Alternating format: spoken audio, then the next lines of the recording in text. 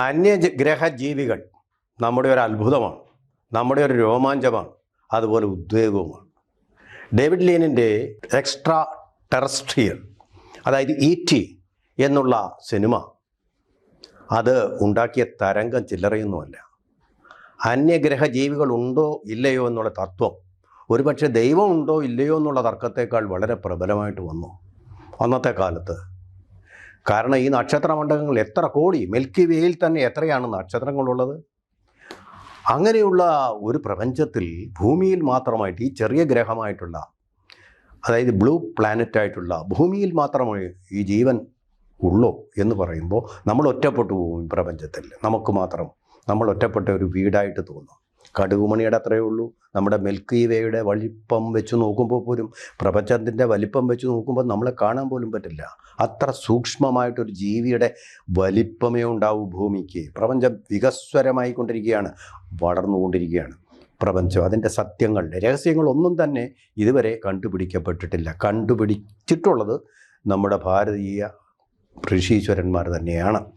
അവരുടെ പ്രാക്തനമായിട്ടുള്ള അറിവുകളിൽ നിന്ന് കിട്ടിയിട്ടുള്ള അറിവുകൾ മാത്രമേ ഉള്ളൂ ശരിയായിട്ട്. ശാസ്ത്രീയമായിട്ട് എങ്ങും എത്താതെ നിൽക്കുകയാണ് ഈ ശബരിമല കേസിൻ്റെ അന്വേഷണം പോലും. ഒരു തുമ്പും കിട്ടാതെ നിൽക്കുന്ന അവസരത്തിൽ വെടിപൊട്ടിക്കുന്നത് പോലെ ഒരു കൺഫർമേഷൻ, അന്യഗ്രഹ ജീവികൾ ഉണ്ട്.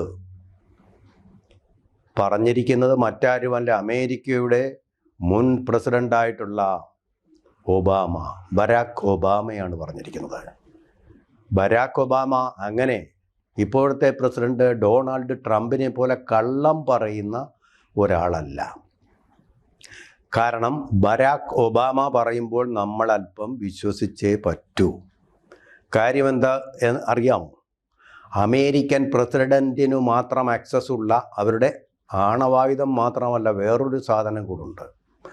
അതിൻ്റെ പേരാണ് ഏരിയ 51. ഏരിയ 51 നമ്മുടെ ബി നിലവറ പോലുള്ള ഒരു വലിയ സംഭവമാണ്, മഹാസംഭവമാണ്. രഹസ്യമായിട്ടുള്ളവയെല്ലാം അവിടെ സൂക്ഷിക്കുന്ന, അതീവ രഹസ്യമായിട്ട് സൂക്ഷിക്കുന്ന ഒരു സങ്കേതമാണിത്, കൊള്ള സങ്കേതം പോലെ. അതിൽ അന്യഗ്രഹ ജീവി ഉണ്ട് എന്നുള്ളതാണ് അദ്ദേഹത്തോട് ചോദിച്ചത്. ഉണ്ടോ? ആ ചോദ്യത്തിനാണ് അദ്ദേഹം മറുപടി പറഞ്ഞത്, അന്യഗ്രഹ ജീവി ഉണ്ട്. കണ്ടിട്ടില്ലാത്തത് ഇല്ല എന്നേ അദ്ദേഹം പറയാറുള്ളൂ. അങ്ങനെയൊക്കെ ഒരു പ്രസിഡന്റ് ആയിരുന്നു അദ്ദേഹം.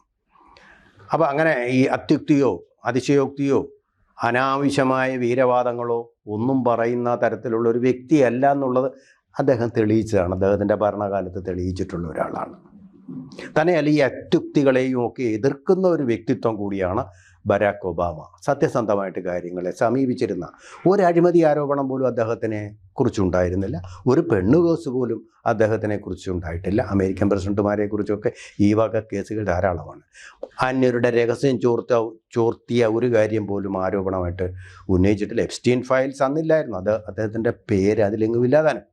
അങ്ങനെയുള്ളൊരു മനുഷ്യനാണ്. അദ്ദേഹത്തെക്കുറിച്ച് വേറെ ആരോപണങ്ങൾ ഒരൊറ്റ സീക്രട്ട് ഫയൽസിനും കണ്ടുപിടിക്കാൻ പറ്റിയിട്ടില്ല എന്നുള്ളതാണ്. അപ്പോൾ ആ ഒരു മനുഷ്യൻ പറയുമ്പോൾ നമ്മളൊരല്പം വിശ്വസിക്കണ്ടേ? അദ്ദേഹം പറയുന്നു, US പ്രസിഡന്റ് ബരാക് ഒബാമ, മുൻ പ്രസിഡന്റ് ബരാക് ഒബാമയാണ് പറയുന്നത്, അന്യഗ്രഹ ജീവികൾ ഉണ്ട്. ഈ രണ്ട് വാക്ക് മതി, വേറൊന്നും വേണ്ട. അന്യഗ്രഹ ജീവികൾ ഉണ്ട്. ദേ exist. The extra terrestrial exist.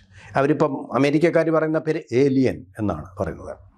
Alien exist എന്നാണ് പറയുന്നത്. ഉണ്ട്. പക്ഷേ ഇദ്ദേഹം ഒരു കാര്യം കൂടി പറഞ്ഞു, അത് നിങ്ങളുടെ ഏരിയ 51 പിടിച്ചു വെച്ചിട്ടുണ്ടോ ആരും അറിയാതെ. ചൈനക്കാർ വുഹാനിൽ നമ്മുടെ ഈ കോവിഡിൻ്റെ അണുക്കളെ പിടിച്ചു വെച്ചതുപോലെ നിങ്ങൾ വല്ലതും ഒളിച്ചു വെച്ചിട്ടുണ്ടോ എന്നുള്ള ചോദ്യത്തിന് അദ്ദേഹം പറഞ്ഞത്, ആ ഏരിയ 51 അതില്ല എന്നേ പറയാൻ പറ്റൂ. കാരണം അതീവ രഹസ്യമായിട്ടുള്ള കാര്യങ്ങൾ, അത് ലോകത്തോടോ അല്ലെങ്കിൽ മാധ്യമപ്രവർത്തകരോടോ പങ്കുവയ്ക്കാൻ പറ്റുന്ന കാര്യങ്ങളല്ല. ഈ USA UC നെവാഡയിലാണ്, നെവാഡ എന്ന് പറയുന്ന സ്ഥലത്താണ് ഈ ഏരിയ 51. US നെവാഡ എന്ന് പറയുന്ന സ്ഥലത്താണ് ഏരിയ 51. 1980 മുതൽ ഇത്തരമൊരു രഹസ്യ താവളം ഉണ്ടെന്ന് ലോകം അറിയുന്നത്. 1981 മുതലാണ്. അതിനു മുമ്പ് തന്നെ ഈ സംഭവമുണ്ട്. അന്യഗ്രഹ ജീവികളുമായി ബന്ധപ്പെട്ട ഗവേഷണങ്ങൾ അവിടെ നടക്കുന്നുണ്ട്. അപ്പോൾ ഈ ഗവേഷണം നടക്കുമെങ്കിൽ അതിനൊരു അടിസ്ഥാനം വേണമല്ലോ, ഒരു സബ്സ്റ്റൻസ് വേണമല്ലോ. ആ ഗവേഷണത്തോടെ അല്ലെങ്കിൽ നിർത്തിയിട്ട് പോകേണ്ടതല്ലേ അന്യഗ്രഹ ജീവികളില്ലെങ്കിൽ. അപ്പോൾ അത് നടക്കുന്നുണ്ട്.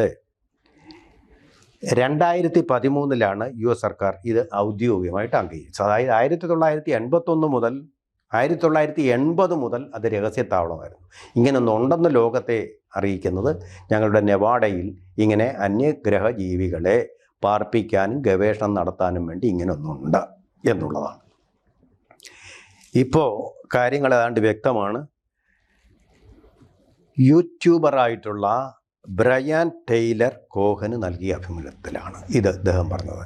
നിങ്ങൾ വിചാരിക്കുക യൂട്യൂബർക്ക് എന്തോന്നും, യൂട്യൂബാണ് ഇപ്പോൾ അമേരിക്കയിലെ ഏറ്റവും പ്രശസ്തവും പ്രസിദ്ധവും പോപ്പുലറുമായിട്ടുള്ള മാധ്യമം. ടിവികളെയും മറ്റു മാസ് മീഡിയകളെയും ഒക്കെ കടത്തി വെട്ടിക്കൊണ്ട് പത്രങ്ങളെന്നേ പോയി കഴിഞ്ഞു. കണ്ടില്ലേ, നമ്മൾ വാഷിങ്ടൺ പോസ്റ്റിൽ ആയിരക്കണക്കിന് ആൾക്കാരെ പിരിച്ചുവിട്ടത്. ആ കൂട്ടത്തിൽ നമ്മുടെ ശശി തരൂരിൻ്റെ മകനുമുണ്ട്. എൻ്റെ 1000 പേരോളമാണ് പിടിച്ചുവിട്ടത്. അപ്പം പത്രത്തിന് നിലനിൽക്കാൻ ഇടമില്ല അമേരിക്കയിൽ. ടിവികളുടെ കാര്യവും വലിയ വിദൂരമല്ല അവ അടിച്ചു തീരാൻ.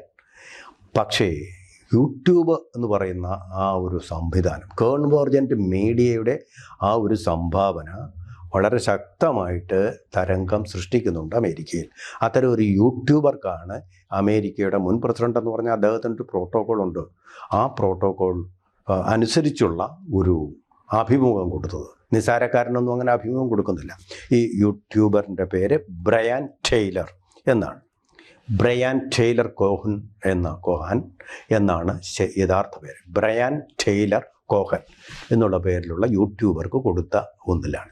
നമുക്കറിയാം David lean extra terrestrial ET എന്നുള്ള ഒരു സിനിമ എടുത്തു കഴിഞ്ഞപ്പോൾ എന്തൊരു ആവേശമാണ് ജനിപ്പിച്ചത്. അതുപോലെ തന്നെ നമ്മൾ പറക്കും തളികകൾ ധാരാളമായി ആകാശത്ത് നിങ്ങളിൽ തന്നെ പലരും കണ്ടു. അത്ഭുത വസ്തുക്കൾ, വിമാനമോ ജെറ്റോ അല്ലെങ്കിൽ നക്ഷത്രങ്ങളോ നക്ഷത്രപ്പകർച്ചയോ അല്ലാത്ത ചില സാധനങ്ങൾ ആകാശത്തിലൂടെ ഇങ്ങനെ സഞ്ചരിക്കുന്നത് പലരും കണ്ടിട്ടുണ്ടാവും. ഞാനും കണ്ടിട്ടുണ്ട്. എന്താണെന്നുള്ളത് നമുക്കറിയില്ല. ഗവേഷണം നടത്താനുള്ള ഉപകരണങ്ങളുമില്ല. അങ്ങനെ അത്ഭുത മാന്ത്രിക മായാജാല വസ്തുക്കളൊക്കെ ഈ പ്രപഞ്ചത്തിൻ്റെ പല കോണുകളിലും കണ്ടെത്തിയിട്ടുണ്ട്. കഷണങ്ങളായിട്ട് വീണ് എന്താണെന്ന് നമുക്കറിയത്തില്ല. ഏതെങ്കിലും രാജ്യത്തിൻ്റെ യുദ്ധോപകരണത്തിൻ്റെ സ്പെയർ പാർട്ടുകളാണോ എന്ന് പോലും നമുക്കറിയത്തില്ല. അങ്ങനെയൊക്കെ വീഴുന്നുമുണ്ട്. അതുപോലെ തന്നെ നേരത്തെ ഒരു ഗവേഷണത്തിൽ കണ്ടെത്തിയത് ഹൈ ഫ്രീക്വൻസിയിലുള്ള റേഡിയേഷൻ ഏതോ വിദൂര ഗ്രഹത്തിൽ നിന്ന് വന്നതായിട്ട് കണ്ടുപിടിക്കപ്പെട്ടിട്ടുണ്ട്. അതപ്പോൾ അവിടെ നിന്ന് വരുന്ന മെസ്സേജുകളാണ്, സന്ദേശങ്ങളാണ് എന്നുള്ള ഒരു നിഗമനമാണ്. ഇതൊന്നും കൺഫേം ചെയ്തിട്ടുള്ളതല്ല എന്നുമുണ്ട്. അങ്ങനെയുള്ള ശബ്ദങ്ങൾ ഒക്കെ പ്രപഞ്ചത്തിൽ ഉണ്ടാകുന്നുണ്ട് എന്നും പറയുന്നുണ്ട്. അപ്പോൾ ഇതിൻ്റെയൊക്കെ ഒരു അന്തിമ ഫലം നമുക്കറിയില്ല. നമ്മളിപ്പോൾ ഭൂമിയെക്കുറിച്ചുള്ള ഉൽപ്പത്തിയുടെ ഒരു അന്വേഷണം നടത്തിയപ്പോൾ ദൈവകണങ്ങളുണ്ട്, പ്രപഞ്ചമാകെ ദൈവ സാന്നിധ്യമുണ്ട് എന്ന് പറയുന്ന ഭാരതീയ വേദാന്ത ചിന്തയുടെ ഒരു സത്യം ബോധ്യപ്പെടുത്തുന്നതായിരുന്നു ആ ഒരു അന്വേഷണം. ഇനിയിപ്പോൾ അന്യഗ്രഹ ജീവികളെക്കുറിച്ച് നമ്മുടെ വേദാന്തം ഒന്നും പറഞ്ഞിട്ടില്ല. പക്ഷേ ഈ പ്രപഞ്ചമാകെ ഒന്നാണെന്നൊരു തത്വം പറഞ്ഞിട്ടുണ്ട്. അപ്പോൾ അന്വേഷണങ്ങൾ മുന്നോട്ട് പോകണം. ബരാക് ഒബാമ പറയുമ്പോൾ അന്യഗ്രഹ ജീവികൾ ഉണ്ട് എന്ന് പറയുമ്പോൾ, എനിക്കറിയില്ല എന്നല്ല പറഞ്ഞത്, ഉണ്ട് എന്ന് പറയുമ്പോൾ അദ്ദേഹത്തിന് എന്തോ തെളിവ് കിട്ടിയിട്ടുണ്ട്. ഇനി ആധുനിക ശാസ്ത്രമനുസരിച്ച് വലിയ ബുദ്ധിജീവികളായിട്ടുള്ള അന്യഗ്രഹ ജീവികളെ ഇതുവരെ കണ്ടെത്തിയിട്ടില്ല. പക്ഷേ മൈക്രോബ്സ് തീർച്ചയായിട്ടും ഉണ്ട്. അതിനു ഭാഗമായിട്ടുള്ള ഭൂമിയുടേതിന് സമാനമായിട്ടുള്ള അന്തരീക്ഷ ഘടനയും അതുപോലെ തന്നെ ഇക്കോസിസ്റ്റം എന്ന് പറയുമ്പോൾ ചെടികളും മരങ്ങളും മാത്രമല്ല, ആവശ്യമായ ഓക്സിജൻ ഇങ്ങനെയുള്ളതിൻ്റെ ലഭ്യതയുള്ള ധാരാളം ഗ്രഹങ്ങൾ നമ്മുടെ ഈ പ്രപഞ്ചത്തിൽ ഉണ്ട്. തീർച്ചയായിട്ടും നമ്മുടെ മിൽക്കി വേ എന്ന് പറയുന്ന ഈ ആകാശഗംഗയിലുമുണ്ട്.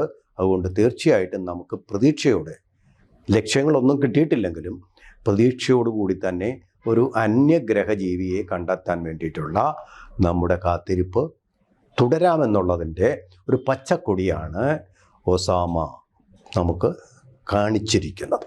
കൂടുതൽ വാർത്തകളും വിശേഷങ്ങളും നിങ്ങളിലേക്ക് എത്താൻ ABC മലയാളം സബ്സ്ക്രൈബ് ചെയ്യുക, ബെൽ ബട്ടണും അമർത്തുക.